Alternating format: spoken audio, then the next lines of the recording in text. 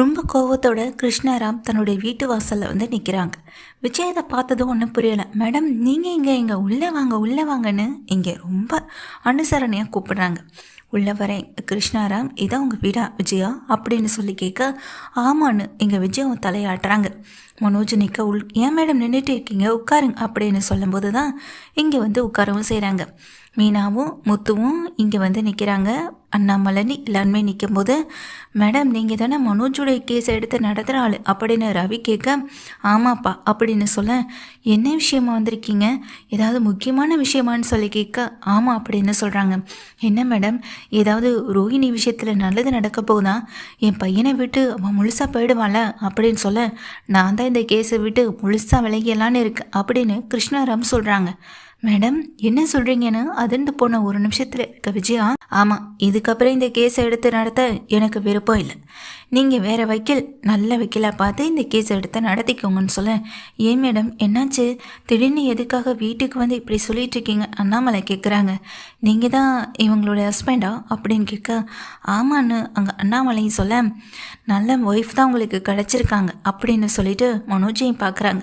இப்படிப்பட்ட பையனும் இப்படிப்பட்ட மனைவியும் இருக்கிற வரைக்கும் இந்த வீட்டில் நிம்மதி சந்தோஷம்னு ஒன்று இருக்கவே இருக்காதே அப்படின்னு சொல்லும்போது அண்ணாமலை விஜயாவையும் மனோஜையும் பார்த்து முறைச்சிட்டு என்னாச்சு மேடம் இவங்க ஏதாவது பிரச்சனை பண்ணிட்டாங்களான்னு சொல்லி கேட்க என்ன பிரச்சனை பண்ணலை, இவங்க பிரச்சனை எந்த ரூபத்தில் வேணாலும் ஒருத்தவங்களுக்கு வரலாம், எனக்கு பிரச்சனை இவங்க ரூபத்தில் வந்திருக்கு அப்படின்னு அங்கே அந்த கிருஷ்ணாராம் சொல்கிறாங்க.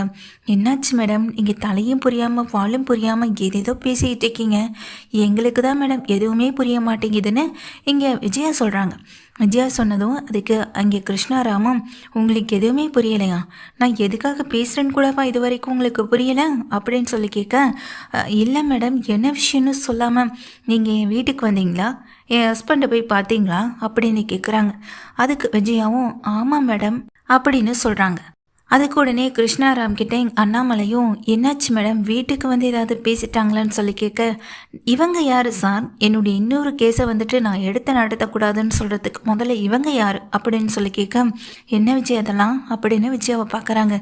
இல்லைங்க அது வந்து அப்படின்னு விஜயாவும் மனோஜும் ஒரு மாதிரி ஒருத்தர் பார்த்துக்கிடவும் செய்ய என்னாச்சு மேடம் என்ன விஷயத்துக்காக அவங்க உங்கள் ஹஸ்பண்டை போய் பார்த்தாங்க, என்ன பிரச்சனையை இழுத்து விட்டாங்க அப்படின்னு அங்கே முத்துவும் கேட்க இந்த முத்துவும் மீனாவும் நினைக்கலன்னா இன்றைக்கி இந்த கேஸை இந்த நிலைமையில் கொண்டு வந்து விட்டுருக்கவே முடியாது. இவங்க மட்டும் உண்மையை சொல்லாமல் இருந்தாங்கன்னா இன்றைக்கி இவங்க கேஸில் இந்த அளவுக்கு கூட வந்திருக்கவும் முடியாது. இதெல்லாம் தெரியாமல் கொஞ்சம் கூட மனசாட்சி இல்லாமல் ஹஸ்பண்டை பார்த்து நீங்கள் சொன்னால் உங்கள் ஒய்ஃப் கேட்பாங்க சார், இந்த கேஸை மட்டும் அவங்களை எடுத்து நடத்தக்கூடாதுன்னு சொல்லுங்கள் சார்னு இவங்க எதுக்காக என் ஹஸ்பண்டை பார்த்து சொல்லணும். முத்துவும் மீனாவும் கேஸ் விஷயமாக பேசுகிறதுக்கு வருவாங்க, அவங்கள பார்க்கக்கூடாது, அவங்க சொல்கிறத வந்துட்டு கேட்கக்கூடாது, அந்த கேஸை எடுத்து நடத்தக்கூடாதுன்னு நீங்கள் தான் சார் உங்கள் ஒய்ஃப் கிட்ட சொல்லணும் அப்படின்னு இங்கே முத்துவையும் மீனாவையும் பற்றி என் ஹஸ்பண்டுக்கிட்ட தப்பாக சொல்லியிருக்கீங்க. வீட்டுக்கு வந்ததுமே அவர் என்கிட்ட நடந்த விஷயம் எல்லாத்தையும் சொல்லிட்டாரு. இப்போவும் நான் அவர் சொன்னதை தான் கேட்டுக்கிட்டு இருக்கேன். அவர் என்கிட்ட சொன்ன விஷயம் இப்படிப்பட்ட ஆட்களுக்கெல்லாம் நீ ஹெல்ப் பண்ணணும்னு அவசியமே இல்லை விஜயா, இப்படிப்பட்ட ஆட்களுக்கெல்லாம் நீ ஹெல்ப் பண்ணணுன்ற அவசியமே இல்லை கிருஷ்ணாராம். ஏன்னா நீ இதெல்லாம் பண்ணுறதுனால அவங்க அதெல்லாம் வந்துட்டு பெரிய விஷயமா எடுத்துக்க போகிறதில்ல. சரி உன்னுடைய கடமையை நீ செய்கிற, இப்போ அடித்த பழைப்புக்கான வேலையை செய்கிற, அவங்க யார் உன்னுடைய வேலையை வந்துட்டு நிர்ணயிக்கிறதுக்கு, உன்னுடைய வேலையை இப்படி தான் பார்க்கணும் இதை தான் பார்க்கணுன்னு அவங்க இதுக்காக என்கிட்ட வந்து இதை பேசணும். சொந்த ஃபேமிலியிலேயே இன்னொரு கேஸ் எடுத்து நடத்தக்கூடாதுன்னு சொல்கிற முதல் லேடியை இப்போ தான் பார்க்குறேன். நீ அவங்களுடைய கேஸை வேண்டாம் தூக்கி எறிஞ்சிரு என்னுடைய ஹஸ்பண்ட் என்கிட்ட சொன்னார், அதனால தான் நான் இப்போ வீடு தேடி வந்திருக்கேன் அப்படின்னு சொல்கிறாங்க இங்கே கிருஷ்ணாராம். இதை கேட்ட விஜயாவுக்கும் மனோஜுக்கும் அப்படியே பதட்டம் மூஞ்சில் தொத்திக்கிட முத்துவும் மீனாவும் அதிர்ச்சியோட பார்க்குறாங்க. எப்பா நானும் மீனாவும் பேசிகிட்டு இருந்தோமே செல்வம் கேஸ் விஷயமா இங்கே கிருஷ்ணா மேடத்தை வந்துட்டு நாங்கள் வைக்கலாம் போட்டுக்கலான்னு இருக்கோம், அவங்கக்கிட்ட இதை பற்றி பேசலான்னு இருக்கோன்னு, அதான்ப்பா இவங்க எங்களுக்கு முன்னாடியே போயிட்டு அவங்க ஹஸ்பண்ட் கிட்ட பேசி இந்த கேஸை எடுத்துக்கக்கூடாதுன்னு சொல்லியிருக்காங்க. நாங்கள் ஆஃபீஸ்க்கு போயிட்டு மேடம் கிட்ட எல்லாத்தையுமே பேசிட்டு வந்துட்டோம்ப்பா, இதுக்கடையில் இவங்க ஹஸ்பண்டை மீட் பண்ணுறதுக்காக அவங்க வீட்டுக்கே போயிருக்காங்கப்பா அப்படின்னு முத்து சொல்கிறாங்க. முத்துவும் மீனாவும் இங்கே விஜயாவை பார்த்து முறைச்ச மாதிரி நிற்க, விஜயா இதுக்கப்புறம் இந்த கேஸை நான் எடுத்து நடத்துப்பேன்னு கொஞ்சம் கூட நீங்கள் எதிர்பார்க்க வேணாம். வேறு நல்ல வக்கீலாக வச்சு இந்த கேஸை நடத்திக்கோங்க. இனி மனோஜுக்கும் ரோஹிணிக்கும் டிவோர்ஸ் கேஸை நான் எங்கே டீல் பண்ண போகிறது இல்லை. முத்து மீனாவோட கேஸையும் நான் பார்த்துக்கிறேன் அப்படின்னு சொல்ல, என்ன மேடம் இதுக்கெல்லாம் நீங்கள் கோவப்பட்டு, அப்புறம் இதுக்கெல்லாம் கோவப்படாமல் வேறு எதுக்கு விஜயா கோவப்படுவாங்க? கொஞ்சமாவது நீங்கள் பண்ணது சரியா? கொஞ்சமாவது உங்கள் மனசாட்சிக்கு அது சரின்னு தோணுதா? அன்னைக்கு மட்டும் முத்துவோ இல்லை மீனாவோ இந்த விஷயத்துக்காக கோர்ட்டில் வந்து நிற்கலைன்னா இன்றைக்கி உங்கள் பிள்ளையோட நிலைமையை கொஞ்சம் யோசிச்சு பாருங்கள். அந்த ரோஹிணி சொன்ன போயே சொல்லி சொல்லி திரும்ப இந்த வீட்டில் தான் வந்து உட்காந்துருந்துருப்பான். இதுக்கப்புறம் நான் எதுக்காக யோசிக்கணும்? நான் யாருக்காக கவலைப்படணும்? இனி உங்கள் பையனை பற்றியோ மருமகளை பற்றியோ நான் எதுக்கும் யோசிக்கணும்னு அவசியம் இல்லையே. இனி முத்து கேஸையே எடுத்து நடத்திக்கலான்னு இருக்கேன் அப்படின்னு சொல்லும்போது உடனே முத்து சொல்கிறாங்க, madam madam madam please madam, இங்கே மனோஜுடைய வாழ்க்கை ரொம்ப முக்கியம். நீங்கள் இந்த கேஸை எடுத்து பாருங்கள் மேடம். அம்மாவுக்கு பிடிக்கலன்னா என்ன, நாங்கள் வேறு வைக்கல் யாரையாவது பார்த்துக்குறோம் அப்படின்னு அங்கே முத்துவும் மீனாவும் சொல்ல, விஜய் அப்படியே முறைச்சிட்டு நிற்கிறாங்க. இப்படிப்பட்ட ஒரு பையனுக்காக நீங்கள் இங்கே வந்து பேசுகிறீங்க, அதுவும் அந்த பையனுக்காக பேசக்கூடாது அப்படின்றத சொல்கிறதுக்காக வந்திருக்கீங்க. என்ன விஜய் அதெல்லாம்? சொல்லப்போனால் அந்த ரோஹிணி நீங்கள் தானே கூட்டிகிட்டு வந்ததா சொன்னீங்க. நீங்கள் கூட்டிகிட்டு வந்த மருமக இந்த லட்சணத்தில் இருக்கிறதுக்கு காரணமே இப்போ தானே தெரியுது அப்படின்னு சொல்லிட்டு மீனாவை பார்க்குறாங்க. ஆமாம் இந்த பொண்ணு மேடம் மேடம், எங்கள் மீனாவை எங்கள் அம்மா பார்த்து ஒன்றும் கல்யாணம் பண்ணி வைக்கல, எங்கள் அப்பா எனக்காக பார்த்த பொண்ணு தான் எங்கள் மீனா அப்படின்னு சொல்ல, புரியுதுப்பா இப்போ புரியுது அப்படின்னு அங்கே கிருஷ்ணாராமும் சொல்லிட்டு இருக்காங்க. உடனே மீனாவும், மேடம் எங்களுக்காக நீங்கள் இந்த பிரச்சனையை பெருசுப்படுத்த வேண்டாம், நீங்கள் மனோஜ் ரோஹிணி கேஸையே நல்லபடியாக பாருங்கள் மேடம்னு சொல்ல, பரவாயில்லம்மா உங்கள் நல்ல மனசுக்கு நான் நிச்சயமாக இந்த கேஸை முடிச்சு கொடுக்குறேன்.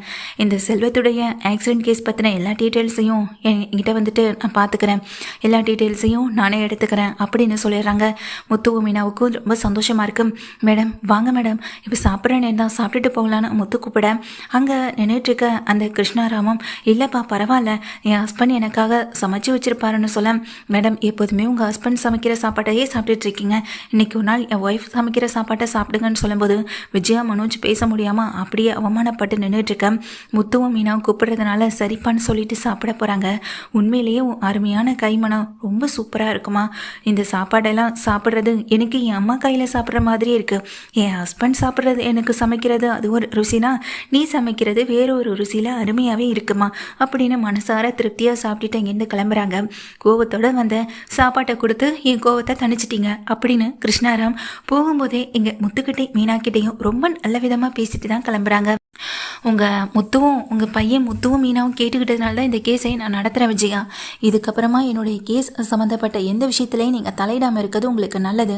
அப்படி இல்லையா பிடிக்கலைன்னா நீங்கள் வேறு வக்கீல் கூட மாற்றிக்கலான்னு சொல்ல, ஐயோ அதெல்லாம் ஒன்றும் வேணாம் மேடம் அப்படின்னு விஜயா சொல்ல, சரி அப்போ நான் கிளம்புறேன்னு ரொம்ப கராராகவே எங்கள் மனோஜ்கிட்டையும் விஜயா கிட்டையும் பேசிட்டு கிருஷ்ணாராம் அங்கேருந்து கிளம்பி போக, ஏன் விஜயா உனக்கு இந்த தேவையில்லாத வேலை அப்படின்ற மாதிரி இங்கே அண்ணாமலை பார்க்குறாங்க. முத்துவும் மீனாவும் மனசு வைக்கலைன்னா இந்த கேஸ் இந்த அளவுக்கு வந்து நின்று இருக்காது. அவங்க சொன்னதை நீ கேட்டல, திரும்பவும் உனக்கு புதுசாக நான் பாடம் எடுத்துகிட்டு இருக்க முடியாது.